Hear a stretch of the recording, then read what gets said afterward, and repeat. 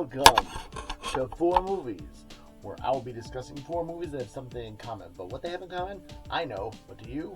If you do, say it before the end of the video. And if you don't, wait till the end of the video. I will tell you. Okay, like I said, trying not to ramble that much, trying to stay focused. Can't 100% guarantee that, because I do have the ADD. But let's go. Bam! The League of Extraordinary Gentlemen. A lot of people, I think there's been a lot of cult status kind of applied to this movie because of the fact of just, I don't know, like there's a bunch of people, like at first it was like, yeah, man, it's a piece of junk and blah blah blah, but the movie itself has, I think there's a good amount of people that are like, I actually enjoyed it. I enjoyed it too. I thought it was better than the comics, because I tried to read the comics and it was boring. You do not need a whole page of teeny tiny little like panels for the Invisible Man putting on makeup. Okay, I'm used to reading Hellboy, where the paneling is so the paneling is so great that it just has this just action-packed movement to each of the pictures and each of the panels and stuff like that. Whereas, like, I was just bored with this. I was bored with the comic, not the movie. The movie was fun, and it's like the creator, was it Alan Moore, whatever, supposedly had a problem because they didn't make Alan Quatermain, a drug addict. Oh, sorry about trying to make a movie that's more applicable for more people. Nobody wants to see drug addict story, okay? There's certain people that want to watch Requiem for a Dream, and there's other people, like me, who would rather not. It's like, oh, you haven't seen Requiem for a Dream? No, nor do I desire to. Why? Why? Well, it's a sad movie. Yeah, it makes me want to watch it. Well, it's good. How? Well, it's drama. I don't want to watch a straight drama movie. I don't want to watch movies like, oh, it's so horrible. I already know. Straight bad, man. I already know. What was I looking up here? Oh, yeah. The League of Extraordinary. Remember they abbreviated this on like the trailers. There it is. Or they abbreviated it on the thing there. What was it? LX something or other, like LXG, the League of Extraordinary Gentlemen. Even though the X wouldn't really fit in there, but the X is cooler and didn't have it in there. This movie, of course, directed by Stephen Norrington, who directed the first Blade movie. I've done videos about him, and I've seen every one of his movies, because this movie, he had so many production problems. Like, they built sets, and then like weather came through and like just destroyed the whole set. Had to rebuild, which just tanks out money too. It's like, ugh. And just had such production problems that when it was done, the director retired, and Sean Connery retired. He's like, no, I'm not doing it anymore. It was just wild. It was just, honestly. Okay. Now, there's that. Now we're going on to movie number 2. Bam! Lock, Stock, and Two Smoking Barrels. If I'm not mistaken, Jason Statham's first movie.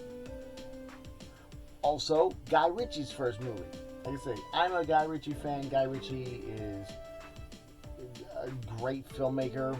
My favorite movie of his is Rock and Rolla, but all of his other movies is like top tier to me. Like, just so good. The Gentleman, all the way from Lock, Stock, Two Smoking Barrels to The Gentleman is just like phenomenal.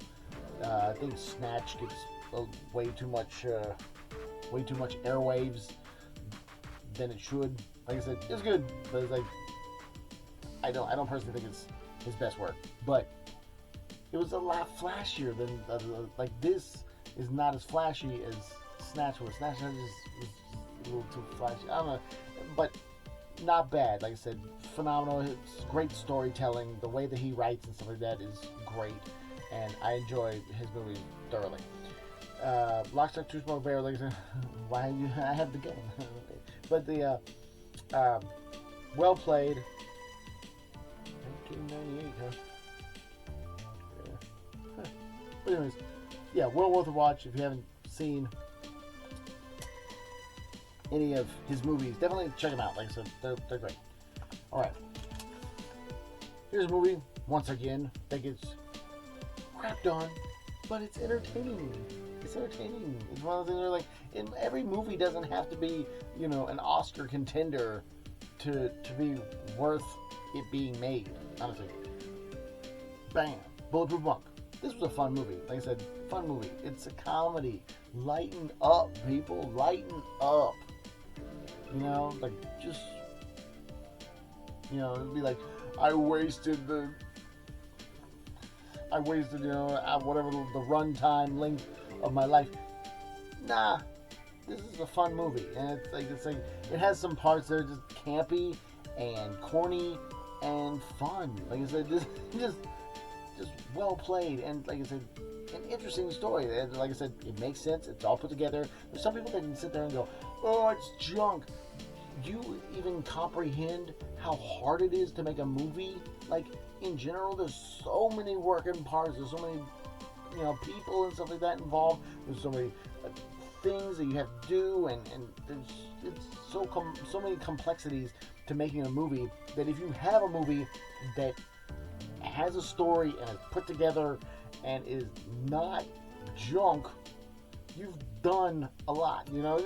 Like I said, the movie was fun. Like I said, I'm not sitting there going into the movies expecting to be blown away by this, but I was entertained. Like I said, if you haven't seen Bulletproof Monk, I definitely think that it's an entertaining movie. Like I said, it's not going to win any awards. It doesn't have to. Thank you so much for making the movie. It was entertaining. And now our fourth movie, bam, The Killer. Directed by John Woo. I have not seen... I don't think I've watched Hard Boiled. But I do like The Killer. I said phenomenal stuff. John Woo's an action Rembrandt. I mean, like, he just does the action very well. Like, it's one of those things where it's like, I can't even explain it. Like I said, John Woo action scenes are not every other director's action scenes, and so he makes them his own, and that's why he's had a career in the movies. I said, great stuff. Now, what do these movies have in common? This one might be a little tough for you.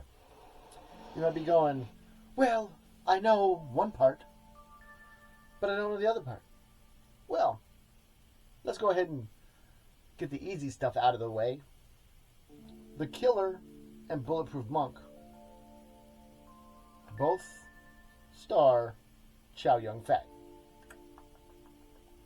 Now, let's go to the harder part. The League of Extraordinary Gentlemen and Lock, Stock, and Two Smoking Barrels, what do they have in common? They both have Jason Flemyng in them. Flemyng? Yeah, Jason Flemyng in them. So, yeah, because Jason Flemyng in League of Extraordinary Gentlemen plays Dr. Jekyll and Mr. Hyde. So, yeah, he's in there. Anyways, that's what they have in common. Another thing is that they're all in my collection. But anyways, thanks so much for watching. If you watched this far, you're awesome. Stay awesome. I'm an artist and a physical media collector, and I do a video a day. And I'm going to be doing a video a day until I get a silver play button or a gold play button if I'm lucky, or if I just run out of physical media to show you. But I do have a lot of physical media, and I very much enjoy showing this stuff to you and going through the collection with you.